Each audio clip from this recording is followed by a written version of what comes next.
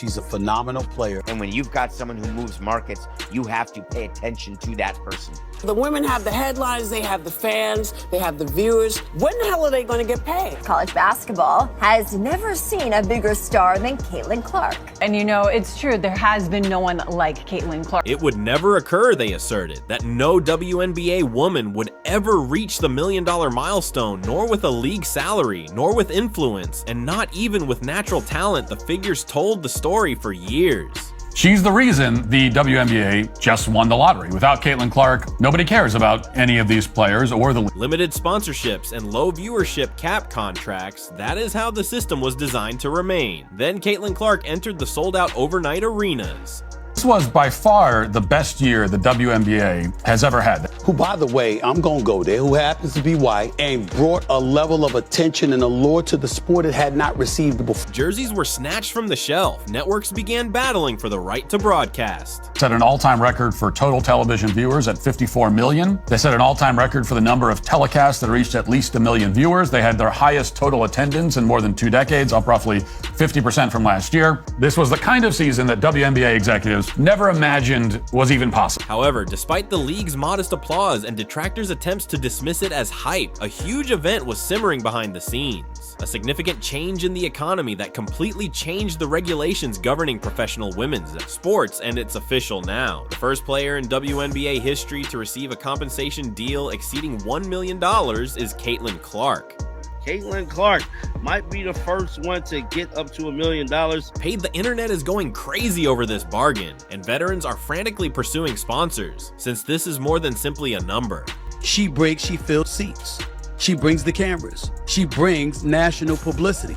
We can lament it all we want to, but the fact of the matter is, Caitlin Clark is boxing. This is a wake-up call. Never again will the league be the same. How did we arrive here then? How did a rookie end up earning the largest salary in WNBA history? Not in 10 years, but in her first season. The movement she launched holds the key to the solution. If you're an actual Caitlin Clark fan, type #100. Pretty exciting. One of the big reasons fans flock to State Farm Arena is, of course, the Caitlin Clark effect. She's a wonderful player. She brought a lot of eyeballs. I think one of the things I love about Caitlin the most, do the thing that she knows everyone wants. Let's clarify one issue. No one in WNBA history, not even MVPs like Asia Wilson or Sue Bird or Diana Taurasi, has ever received a $1 million paycheck.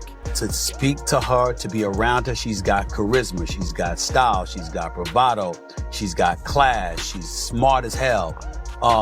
Communicates her thoughts very, very well. She is so incredibly marketable. I just think that she's elevating the profile of women's sports in a way that most women should deeply, deeply, deeply appreciate. The league has long had severe financial limitations, with elite veterans barely making $250,000 and rookie contracts set at about $75,000. For many years, WNBA players had to travel abroad in order to earn a living. These WNBA players playing overseas or playing in off-season leagues during their off-season because you're not making wages that are sustainable enough in the WNBA. The entire Fever payroll is $1.2 million. That is less than the minimum salary for a single NBA player with a year's experience. The league has long had severe financial limitations, with elite veterans barely making $250,000 and rookie contracts set at about $75,000. For many years, WNBA players had to travel abroad in order to earn a living.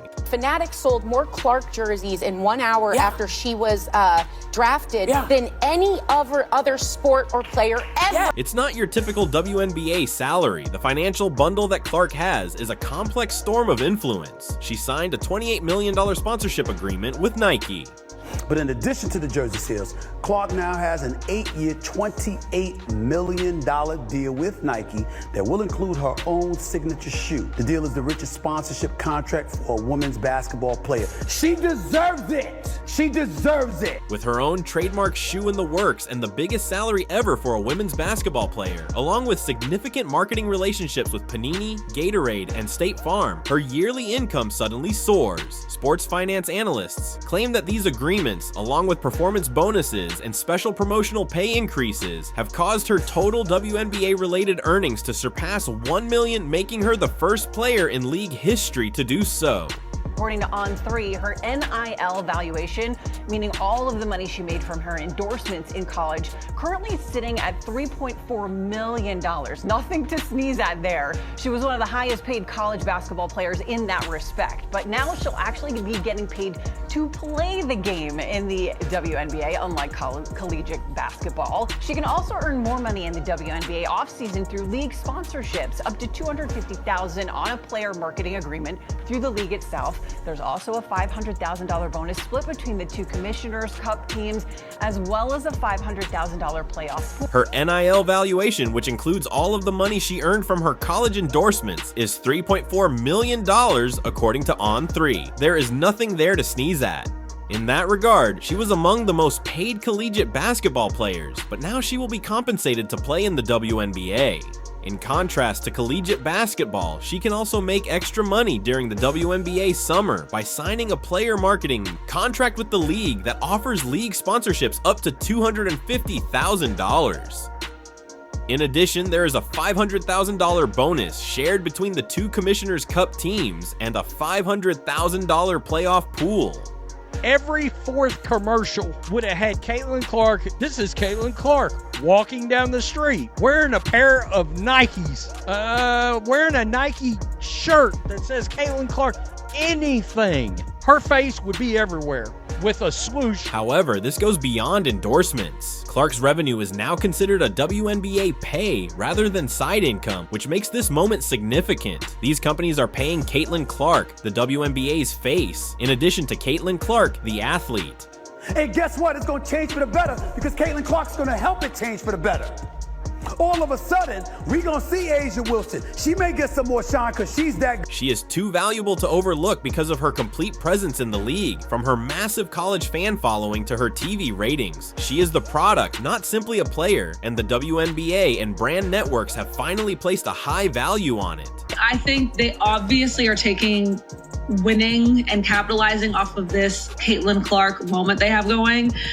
The WNBA saw a boom like we have never seen. We saw Caitlin Clark come into the league. We saw the Caitlin Clark effect. We saw the influx in fans who flooded to the WNBA, and many of those were there for Caitlin Clark. When she was selected by the Indiana Fever as the first overall pick, this financial surge wasn't unexpected. Some dismissed it as routine, but Clark's presence had an instant impact that the league had never experienced before.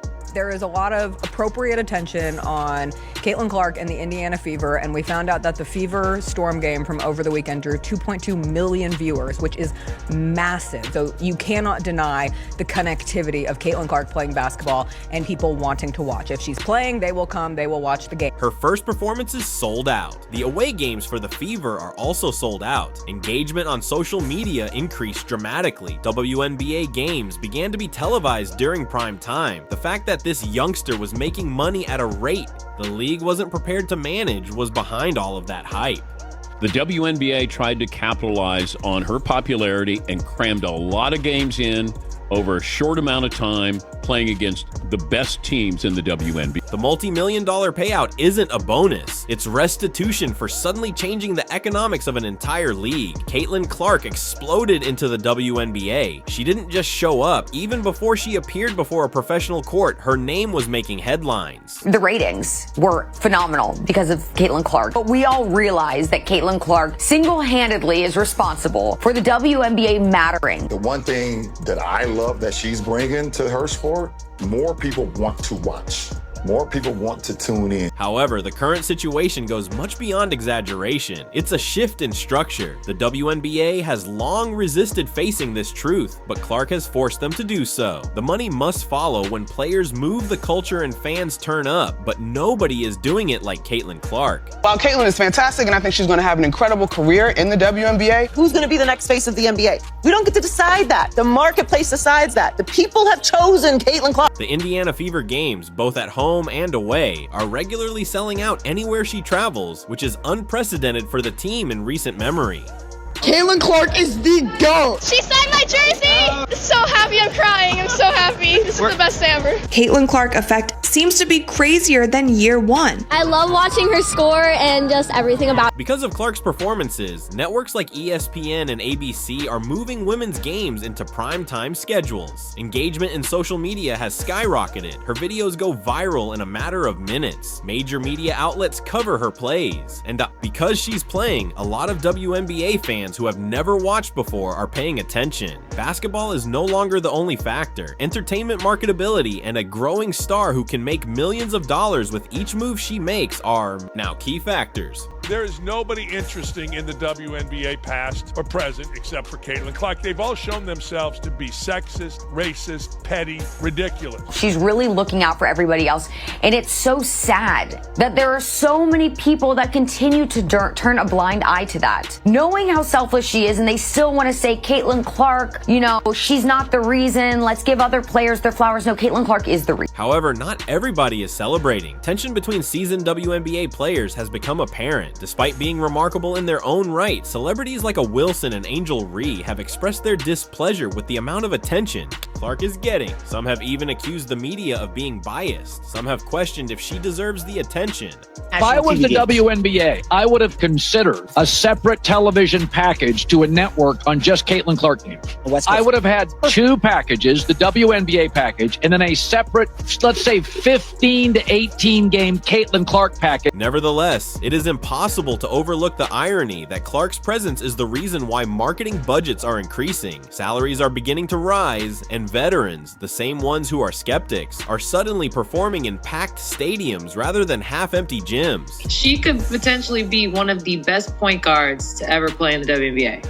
And I want to personally thank Caitlin Clark for lifting up our sport. Caitlin Clark has done is grown the WNBA exponentially. She did in 5 weeks what would have taken 5 years. Whether you like it or not, Clark is the force that is lifting everyone up. Her influence is changing expectations even off the court. Companies who previously avoided the WNBA are suddenly spending a ton of money on Clark-focused advertising and league-focused content. Players are becoming well known for the first time, and it all stems from the Clark effect. She serves as a bridge connecting pop culture and sports between college audiences and the professional world. Sponsors, networks, and fans all see it. And the WNBA, whether prepared or not, is being drawn into a new era, one in which league expansion is driven by individual star power. Caitlin Clark is becoming the best player in the entire WNBA, not because she's white, because she's that good. I think Caitlin Clark does maybe better than anybody in sports right now, makes it about others, makes it about team. Think about it. When's the last time you didn't see Caitlin Clark talking about a teammate? When's the last time you saw Caitlin Clark talking about herself or any of the accomplishments that she has had? Let me give you the answer to that. Never! Transformations of this nature are not accidental. It occurs when a person grows too large to fit the mold. And Caitlin Clark has done precisely that. She is too important to be underpaid, too prominent to be constrained by rookie standards, and too huge for the outdated WNBA paradigm. The league is now adjusting to her rather than the other way around. That $1 million paycheck is only the first step. The Caitlin Clark effect is more than simply a transient surge. It's the signal, flare, that the previous guidelines no longer apply. This is a long-term change.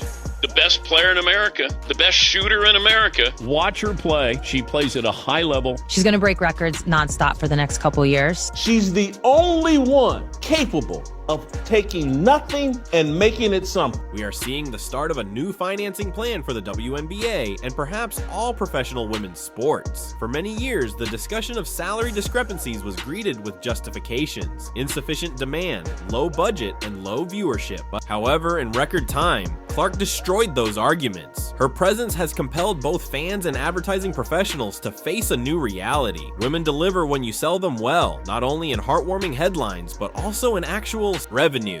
She is like the face of basketball right now, at least like for the younger generation, because like who is the face of basketball if you're not talking about LeBron James or Steph Curry in the NBA? And you know what? He probably can. The top American player, the greatest American shooter, watch her play. She is very good and will continue to smash records for the foreseeable future.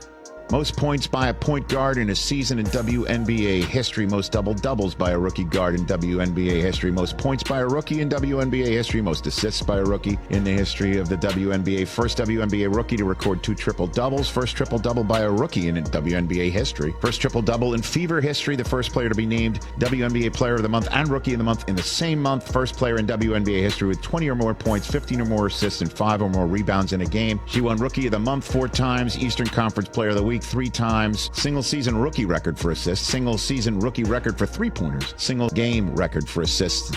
Think about this. After years of struggling for recognition, the Indiana Fever are now a team that is not to be missed. They are selling a lot of tickets, their sales of merchandise are through the roof, and their social media presence is booming. Clark's jerseys are more popular than those of almost every other WNBA player and even some NBA celebrities. This is economic validation, not simply hype. Her name carries weight, her face sells her game, and the numbers support it all.